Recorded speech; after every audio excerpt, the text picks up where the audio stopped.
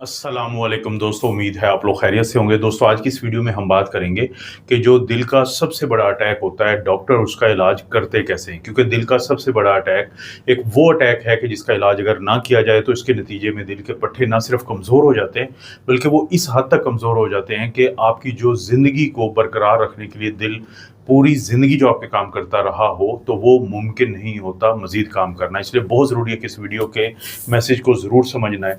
जहाँ तक इस बात का ताल्लुक है कि दिल का सबसे बड़ा अटैक होता क्या है, ये उस वक्त होता है कि जब फ़र्ज़ करें कि किसी को भी, आपको, आपके किसी प्यारे को सीने में दर्द या दबाव या बाकी जो मुख्तलिफ़ किस्म की अलामात होती हैं दिल के अटैक की, उनके साथ आप हस्पताल में जाते हैं, तो आपकी ज़िंदगी के उस वक्त जो सबसे कीमती वक़्त होता है वो पहले 10 मिनट होते हैं। क्योंकि ये वो 10 मिनट होते हैं कि जिसके अंदर डॉक्टर्स और वहाँ पे मौजूद नर्सेज़ ना सिर्फ ये कि आपकी फ़ौरी तौर पे एक ऐसी ईसीजी करते हैं जिसको हम 12 लीड ईसीजी कहते हैं, बल्कि इन्हीं 10 मिनट में उन्होंने ये भी फ़ैसला करना है डॉक्टर ने देख के कि कहीं ये आपको होने वाला दिल का सबसे बड़ा अटैक तो नहीं है। अब यहाँ पे आपको ये हैरानी होगी कि इस बारे में फ़ैसला करना कि ये दिल का सबसे बड़ा अटैक तो नहीं है, ना किसी का सीटी स्कैन हुआ, ना एमआरआई हुआ, ना कोई बहुत बड़ा टेस्ट हुआ, बल्कि एक छोटा-सा टेस्ट जिसको हम ईसीजी कहते हैं, तो उसके ऊपर ये फैसला होता है। ये मैं आपको दिखाने लगा हूँ, इसको हम कहते हैं बिल्कुल नॉर्मल ईसीजी। नॉन टेक्निकल लोगों को आमतौर पे नॉर्मल ईसीजी की समझ ऐसे नहीं आ सकती, लेकिन इस फ़र्क की समझ आ जाएगी कि ये जो अगली ईसीजी है, अगली से मुराद उर्दू वाली अगली, इंग्लिश वाली नहीं। हालाँकि इंग्लिश में भी ये अगली ही बनती है, क्योंकि ये जो ईसीजी पे आप गौर करें तो ये चीज़ ऊपर की तरफ उठी हुई है। इस हिस्से को हम कहते हैं एसटी पोर्शन है ये ईसीजी के इस हिस्से का, और उठी हुई को हम चीज़ को हम क्या कहते हैं, एलिवेटेड। तो ये क्या है, ये एसटी एलिवेशन है। और क्योंकि जब दिल के खून की नालियों में कहीं पे भी लोथड़ा आ जाए, बंदिश आ जाए, तो उसके नतीजे में आगे मौजूद जो हिस्सा होता है, दिल के पट्टे जो होते हैं उनको नुकसान होता है, तो उसको हम टेक्निकल ज़ुबान में कहते हैं मायोकार्डियल इन्फार्क्शन। तो दिल का जो सबसे बड़ा अटैक होता है उसका जो नाम होता है टेक्निकल, वो है स्टेमी या एसटी एलिवेशन एमआई, कि दिल के पट्टों को होने वाला वो नुकसान जो एसटी एलिवेशन नामी इस तब्दीली से डॉक्टर को पहले 10 मिनट में अंदाज़ा हो जाना चाहिए। क्योंकि उसके बाद फैसला ये किया जाता है कि अब कैसे मरीज़ का दिल बचाया जाए, कैसे मरीज़ की जान बचाई जाए, और यहाँ पे हम दाखिल होते हैं उस फेज़ के अंदर कि इसका इलाज कैसे किया जाता है। तो पहले 10 मिनट में आइडियली किसी भी अच्छे अस्पताल में जैसे ही ये ईसीजी देखी जाती है, तो ये फैसला कर लिया जाता है कि क्योंकि ये स्टेमी है, तो फौरी तौर पे इसमें हमारे पास 2 ऑप्शन होते हैं कि जो हमने करने हैं।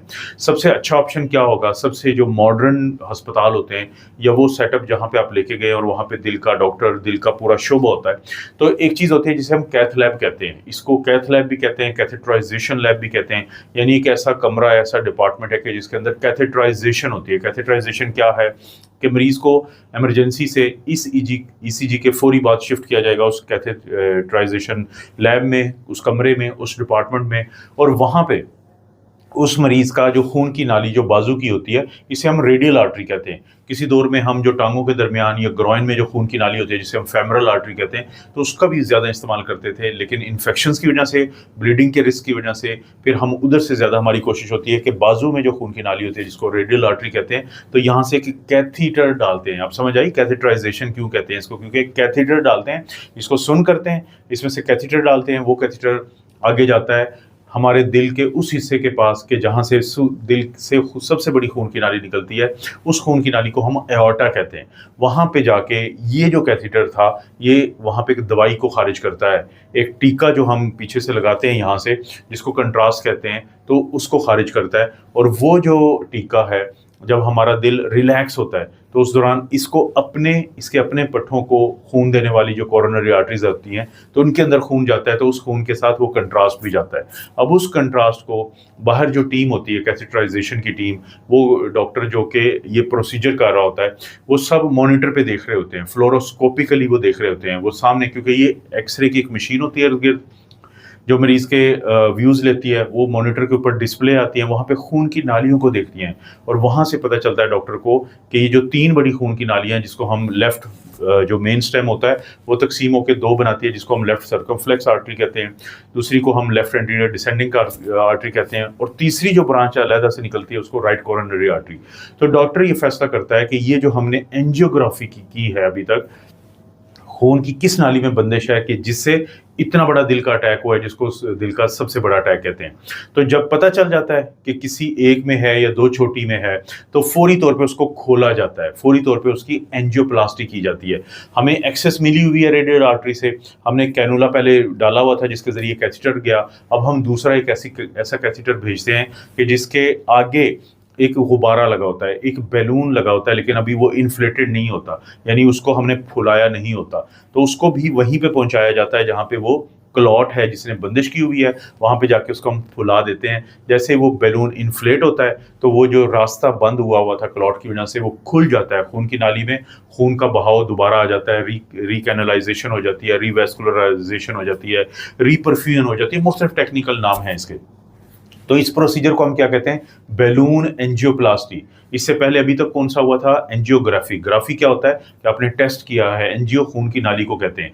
प्लास्टी क्या होता है? किसी चीज को आप ठीक करते हैं। तो एंजियोप्लास्टी क्या होगी कि जब आपने उस क्लॉट को दूर कर दिया और बैलून की मदद से किया, इसलिए इसको बैलून एंजियोप्लास्टी कहते हैं। लेकिन डर ये होता है कि ये दोबारा बंदिश हो सकती है, दोबारा खून की नाली वहां पे गिर सकती है वापस, तो इसलिए वहां पे एक स्टेंट रख दिया जाता है जो उससे खोल के रखता है। इसे कहते हैं बैलून एंजियोप्लास्टी प्लस स्टेंटिंग। अब ये प्रोसीजर क्या किया? दिल के सबसे बड़े अटैक को ठीक करने के लिए। हाँ, अगर खून की तीनों नालियां बंद हो, अगर खून की दो ऐसी नालियां बंद हो जो बहुत इंपॉर्टेंट है, तो फिर बजाय एंजियोप्लास्टी के फिर बड़ा जो सर्जरी ऑपरेशन होती है जिसको कैबेज कहते हैं, कोरोनरी आर्टरी बाईपास ग्राफ्टिंग, तो उसका फिर प्लानिंग की जाती है कि हम ये करेंगे, क्योंकि वरना अभी मुमकिन नहीं है कि फौरी तौर पे क्योंकि जब ऐसी खून की नाली को खोलने की कोशिश की जाती है तो अरिदमिया होने का डर होता है, दिल की धड़कन बेतरतीब हो सकती है जिससे मरीज की जान भी जा सकती है। तो जो बाईपास ऑपरेशन क्या होता है, उसमें फिर पूरी चेस्ट खोलते हैं, उसमें डॉक्टर तब्दील होता है, क्योंकि उसमें थोरेसिक सर्जन जो है, कार्डियोथोरेसिक सर्जन या कार्डिक सर्जन, अभी तक कौन था? कार्डिक फिजिशियन कर रहा था, जो इंटरवेंशनल कार्डियोलॉजिस्ट भी कहलाता है।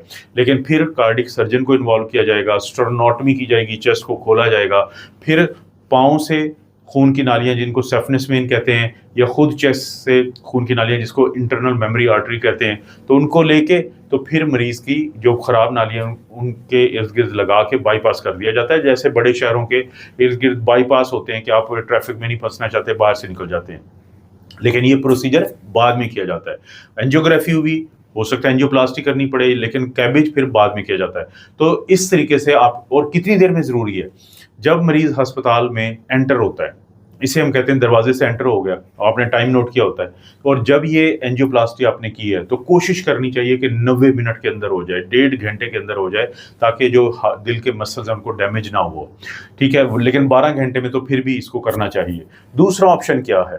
फर्ज करें कि कहीं पे एंजियोप्लास्टी नहीं है, जैसे ही मरीज का 10 मिनट में पता चल गया कि इसको स्टेमी है, दिल का सबसे बड़ा अटैक है, तो फिर बाज़ का टीके लगा के उसको खोला जाता है। उन टीकों को हम कहते हैं थ्रोम्बोलाइसिस या फाइब्रिनोलाइसिस, इस अमल को कहते हैं। थ्रोम्बस क्या होता है? वो जो क्लॉट है, लाइसिस उसको तोड़ना। उसके लिए किसी दौर में तो हमारे पास सिर्फ स्ट्रेप्टोकाइनेज को हम इस्तेमाल करते थे टीके को, लेकिन अब रेटिप्लेज है, एल्टीप्लेज है, टेनेक्टिप्लेज जिसको TNK भी कहते हैं, तो वो टीके लगते हैं। तो वो भी क्या करता है? इसको खोलता है। और कितनी देर में ये लग जाना चाहिए? दरवाजे से एंटर हुए थे, वो टाइम नोट हुआ, और ये टीका लगना, इसमें कहते हैं 120 मिनट में जरूर हो जाए, या कम से कम 2 घंटे में, और ताकि ज्यादा से ज्यादा मसल्स को बचाया जा सके हार्ट के, क्योंकि टाइम इज मायोकार्डियम। जितना वक्त गुजरेगा दिल के इस बड़े अटैक के नतीजे में, उतने ज्यादा दिल के पट्टे डैमेज होंगे, नुकसान होंगे। और वो ऐसे अस्पताल जहां पे ये टीका लगे कामयाब ना हो, तो फिर दोबारा जल्दी से उस अस्पताल में मुंतकिल किया जाता है जहां पे कैथेटराइजेशन लैब होती है। तो रेस्क्यू PCI की जाती है। जो पहले की गई थी उसको प्राइमरी PCI कहते हैं, लेकिन अगर किसी और अस्पताल में मुंतकिल किया गया, वहां पे भी यही फिर करना पड़ता है। तो कम से कम कोशिश करनी चाहिए कि 2 घंटे के अंदर ये मुमकिन हो पाए, वरना 12 घंटे अगर गुजर जाए तो उसके बाद ज्यादा फायदा नहीं होता, और बाज़ जगहों पे सिर्फ एंजियोग्राफी करके ही गुजारा करना पड़ता है। तो बेसिकली क्या होता है, और ये टीका जब लगता है, जिनका मैंने नाम लिए, तो मरीज का सीने का दर्द बेहतर हो जाता है, उसकी ECG में जो मैंने तब्दीली वीडियो के शुरू में दिखाई है वो कम हो जाती है, कम से कम 50%। तो हम कहते हैं कि हमारा जो टीका था उसने काम कर दिया। तो दिल का सबसे बड़े अटैक के ये हैं 2 ऐसे इलाज जो आपको इसलिए पता होना चाहिए कि किसी को भी आपके घर में, आपके मोहल्ले में जब ऐसा मसला हो, तो प्लीज़ फौरी तौर पे आपको पता हो कि डॉक्टर्स क्या करते हैं, किस अस्पताल में लेके आपने जाना है। कोई टाइम ज़ाया नहीं करना, क्योंकि टाइम इज़ मायोकार्डियम।